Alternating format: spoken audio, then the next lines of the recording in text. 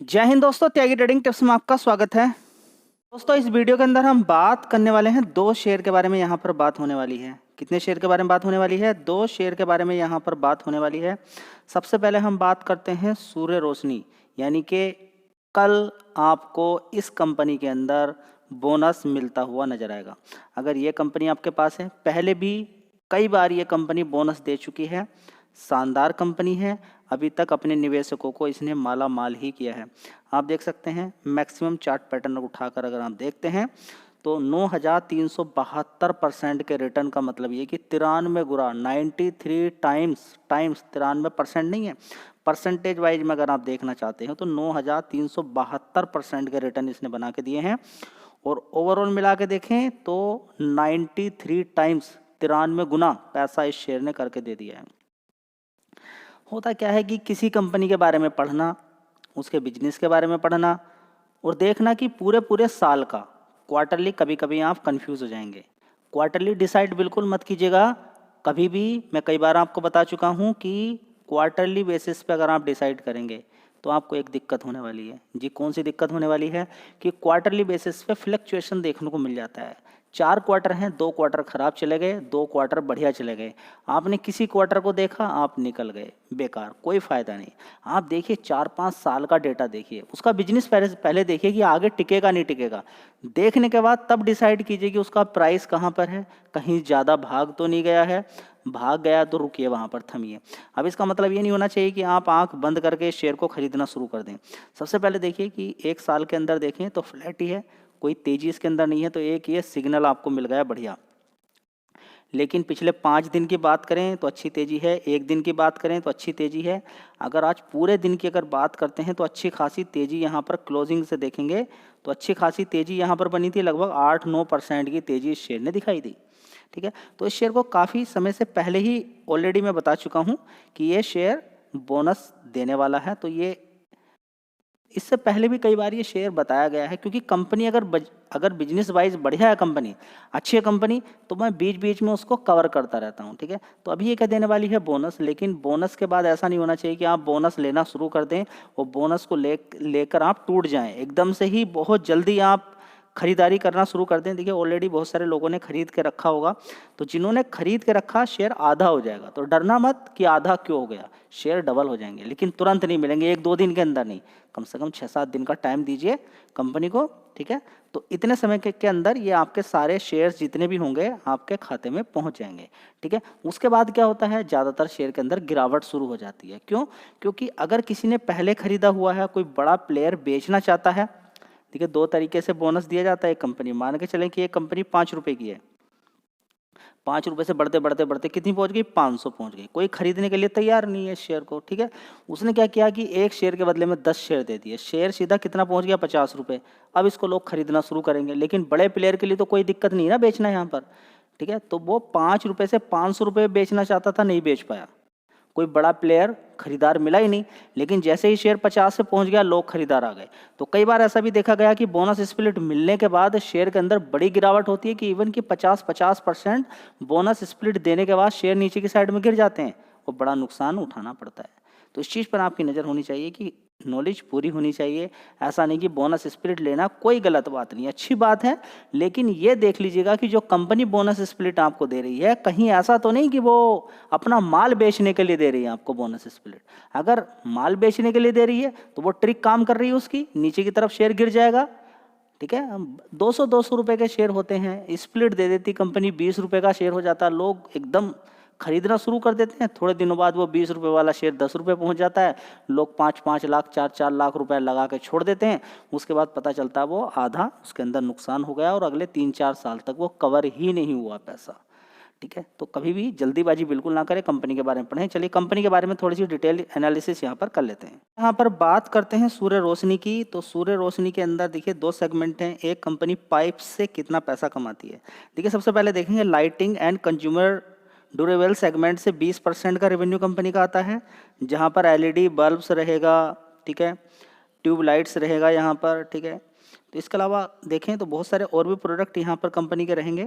फिलहाल यहाँ पर देखेंगे तो steel pipe and strip segment की अगर बात करते हैं तो वहाँ से 80% का रेवेन्यू कंपनी बनाकर देती है। ठीक है, तो ओवरऑल मिला के अगर यहाँ पे देखें तो मार्केट कैप भी कम ही है। देखिए, जब कंपनी का मार्केट कैप कम रहता है तो कंपनी कई बार बोनस स्प्लिट आपको दे सकती है।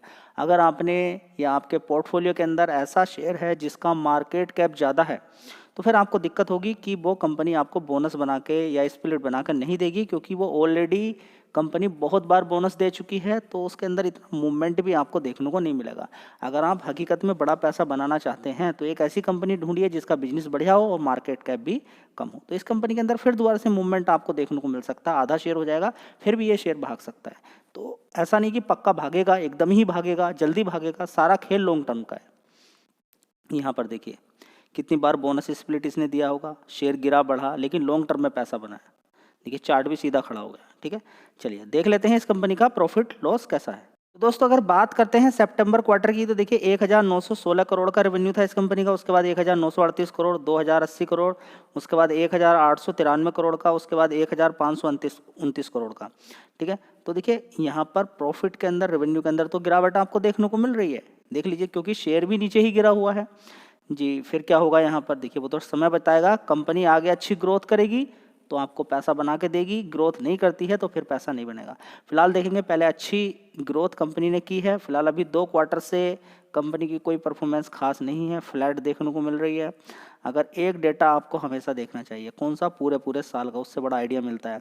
2013 में 70 करोड़ का इस कंपनी का रेवेन्यू था, उसके बाद 53 करोड़, 54 करोड़, 63 करोड़। इस चीज़ के डेटा को देखने के बाद आदमी लॉन्ग टर्म तक बड़े आराम से बैठ सकता है।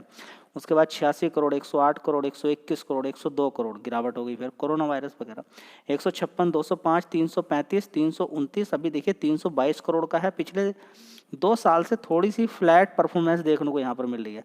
अभी इसके अंदर 2 क्वार्टर जुड़ेंगे तो शायद अच्छी परफॉर्मेंस देखने को मिल जाए। फिलहाल तो यहाँ पर देखेंगे फ्लैट थोड़ी सी परफॉर्मेंस है, तो ये भी आपको मालूम होना चाहिए। चलिए देख लेते हैं कंपनी के ऊपर कर्ज कितना है। 593 करोड़ का कर्ज था कंपनी पे, 73 करोड़ का रह गया। ठीक है, रिजर्व्स देख लीजिए 2213 करोड़ का है, तो ये बात आपको मालूम होनी चाहिए जी।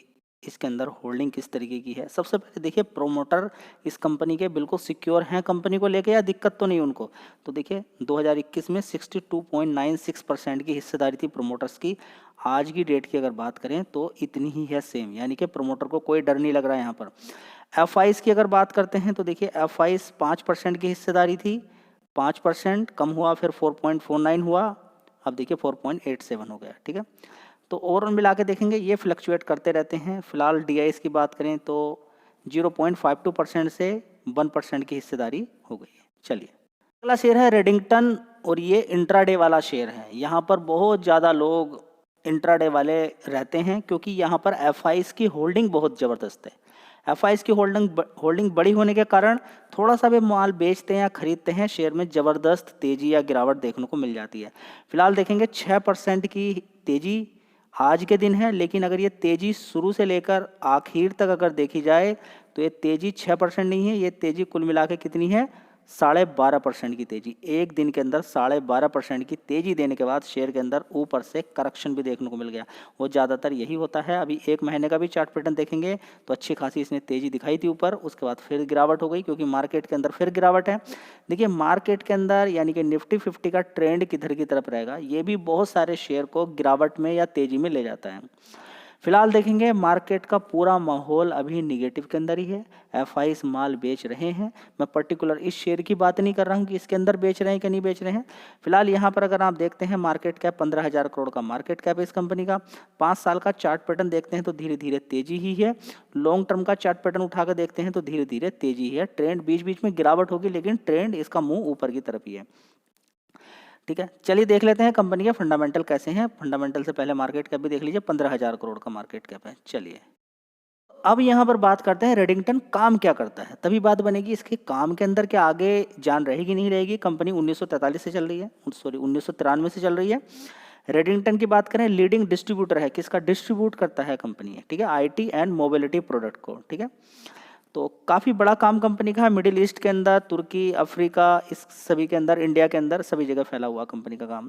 तो leading distributor technology product provide कराती है कंपनी। ठीक है, उसी के बिहाफ पर कंपनी का काम चलता है। ठीक है, तो अगर करंटली कंपनी का देखें तो 3 ऑटोमोटिव डिस्ट्रीब्यूटर सेंटर हैं कंपनी के। कहाँ पर, Chennai, Kolkata, India and Dubai के अंदर। ठीक है, तो अगर बात देखते हैं इस कंपनी की, तो कौन कौन से प्रोडक्ट का पोर्टफोलियो होगा इसका। देखिए कौन कौन से सामान ये बेचती है। पीसी, नोटबुक्स और दूसरी कंपनी से माल लेती है, tablets, printing solution, servers, storage, software, networking solution, security solution, smartphones, देखिए cloud, licensing and subscription services. इसके अलावा सोलर ग्रीन एनर्जी प्रोडक्ट भी बेचती है कंपनी, ठीक है, बहुत अच्छी बात है, एंड सर्विसेज। इसके अलावा बीपीएम एंड बीपीओ सर्विसेज के अंदर भी कंपनी के बहुत सारे प्रोडक्ट बेचे जाते हैं। जियोग्राफिकल कंपनी की अगर बात करते हैं तो 31 देशों के अंदर कंपनी मौजूद है, 40 मार्केट हैं कंपनी के, नंबर 1 और नंबर 2 पोजीशन है अक्रॉस ऑल मार्केट। 40 मार्केट्स के अंदर या तो नंबर 1 पे है या नंबर 2 पर है, देख लीजिए। 31 देशों के अंदर कंपनी का काम है। कंपनी के पार्टनर कौन कौन से हैं जिनसे सामान लेती है company. Apple, Nokia, Amazon web series यानी कि, ठीक है। इसके अलावा अगर बात करते हैं हिटाची, रेड हैट, इसके अलावा सनडिस्क, ठीक है। इसके अलावा बात करें तो देखिए वेस्टर्न डिजिटल, माइक्रोसॉफ्ट, ठीक है। इसके अलावा ओसिस की बात करें, ठीक है, तो बहुत सारे क्लाइंट कंपनी के हैं। लगभग बात करें तो 400 से भी ज़्यादा ब्रांड कंपनी के हैं, ठीक है। इस बात को आपको मालूम होना चाहिए। तो कंपनी के टॉप वेंडर्स कौन से हैं ये भी आपको मालूम होना चाहिए। एप्पल से 30% का रेवेन्यू आता है, एचपी से 11% का, डेल की बात करें 7% का, लेनोवो से 6% का, सैमसंग से 5% का, अदर्स 41% का रेवेन्यू आता है। तो ओवरऑल मिला के ठीक है, अदर्स से 41% का रेवेन्यू है और टोटल मिला के और उसे आप समझ सकते हैं कि 60% के करीबन रेवेन्यू निकल कर आ रहा है। तो बहुत अच्छी बात यहाँ पर देखने को मिल रही है, 60-40 का रेशियो काफ़ी अच्छा होता है। चलिए अब देख लेते हैं कंपनी की परफॉर्मेंस। दोस्तों एक साल पहले की अगर बात करते हैं तो 22,200 करोड़ का इस कंपनी का सेल्स था, रेवेन्यू था। उसके बाद 23,000 करोड़, उसके बाद 22,400 करोड़, उसके बाद 21,000 करोड़, उसके बाद देखेंगे 24,800 करोड़। यानी कि जो बीच में गिरावट हुई थी देखने को यहाँ पर रेवेन्यू के अंदर, वो फिर दोबारा से जंप मार गई है। ऑपरेटिंग प्रॉफिट 517 से 559 करोड़, 371, देखिए फिर दोबारा से कितना हो गया, इस वाले क्वार्टर में गिरा था, अब कितना होगा 458 करोड़। अच्छी बात देखने को यहाँ पर मिल रही है। लेकिन ऑपरेटिंग प्रॉफिट मार्जिन परसेंटेज अभी भी टोटल मिला के 2 ही है, 2% का ही है, ठीक है। चलेंगे यहाँ पर अब आगे थोड़ा सा नेट प्रॉफिट की तरफ। 283 करोड़ का इस कंपनी का नेट प्रॉफिट, और उससे पहले 217 करोड़ का था, उससे पहले 324 करोड़ का, उससे पहले 348 करोड़ का। तो अगर ये 300 की रेंज में अगर प्रॉफिट होता तो ये शेयर कहीं और ही होता, यानी कि यहाँ से 250 रुपये के ऊपर ही शायद ये काम करता नजर आता। तो बिग पॉइंट समझ में आ गया। अब ऐसा नहीं कि 2 क्वार्टर के बीच में अगर आप देखें तो सारी चीज़ें आपने एनालिसिस कर ली, नहीं, आप देखते हैं पूरे साल का। 2013 के अंदर देखिए कंपनी 347 करोड़ का कंपनी का कितना था प्रॉफिट था, 347 करोड़ का। उसके बाद ये जरूर देखा करें, इसको देखने की आदत डाली पूरे साल का। उसके बाद 358 करोड़, उसके बाद 410 करोड़, 444, 477 करोड़, 484 करोड़, उसके बाद 484, 534 करोड़, उसके बाद देखेंगे 788, 1315 करोड़, इसके बाद 1400 करोड़, ठीक है। उसके बाद 1239 करोड़, अभी देखेंगे 1172 करोड़। मतलब पिछले 2 साल से परफॉर्मेंस थोड़ी सी डाउन है, बस ये मान के चले आप, ठीक है, इस चीज़ को देखने के बाद। लेकिन अभी यहाँ पर 2 क्वार्टर जुड़ जाएंगे तो शायद इससे ज़्यादा हो जाएगा। अब देखना है कि अगले क्वार्टर 2, क्वार्टर 3 और क्वार्टर 4 की परफॉर्मेंस कैसी रहती है।